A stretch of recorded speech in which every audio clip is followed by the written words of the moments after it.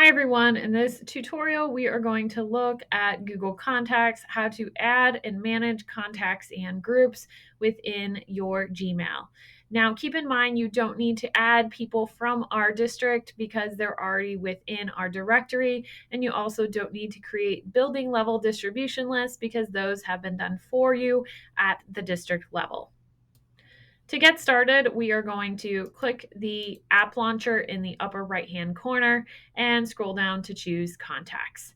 If you don't see it there, you can go directly to contacts.google.com within your browser to open the Google Contacts app. We're first going to start with creating a group, which is in Google called a label. Select Create Label, give the group a name, and choose Save. To add users to this group, we're going to start with doing this from the directory. You would find all of the users here. You can hover over a user, select the three dots, and choose the group that you want to add them to. Or you can search for a user in the top bar to avoid scrolling through the entire list. And you can add them to groups by either clicking those three dots and checking that group, or choosing the Manage Labels button at the top of the screen, selecting the label, and then choosing Apply. You'll notice that it adds that label to that user's name so that you know which groups that they are in. Once you have that done, you can see where I have different users added to groups, and I can hover over each of those groups, click on them to see the users within that group. If I need to remove anyone, I would select the three dots and choose to remove label or uncheck the label at the bottom.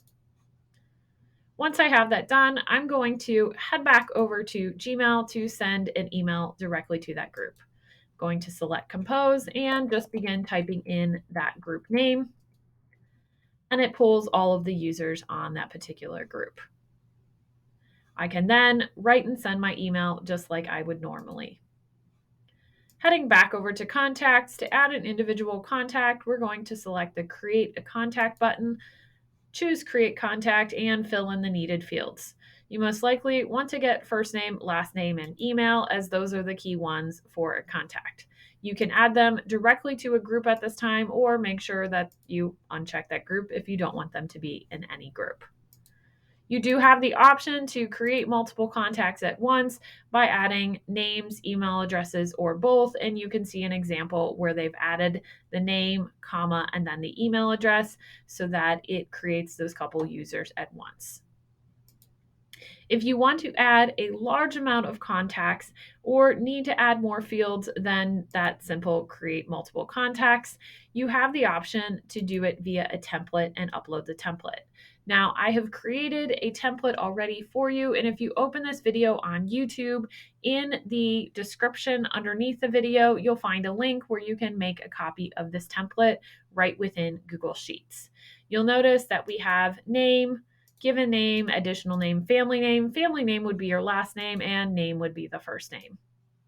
As I scroll through, I have all of these fields at the top. You do not need to fill out any of these fields, but you don't want to delete any of them from the list or rearrange them because that will interfere with trying to upload your contacts. Once you have all the fields added that you would like, you're going to select File, Download, and download this as a comma separated value. Once you have downloaded that to your computer, head back over to Google Contacts, select Import, and then choose where you would like to import this list of contacts, if you maybe want to import it directly to a group, and then select your file and go ahead and import those contacts. Do be aware that some users have reported some funkiness with importing contacts, so you may need to tweak your spreadsheet to make sure that it has exactly what you like.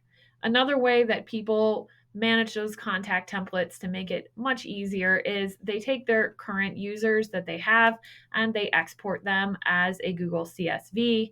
If you export those users, you'll see all the fields filled in so you know exactly where to put those values for the new contacts that you want to upload. If you have any questions, don't hesitate to reach out. Contacts can get a little bit messier, but it can be a beneficial way to manage all of those other people that you might email within Gmail.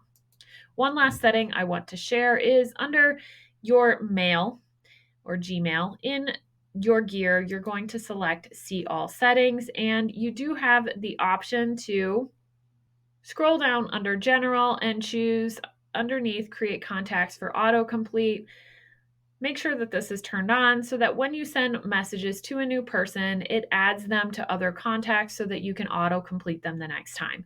That way, you don't have to manually add each of those people on your own.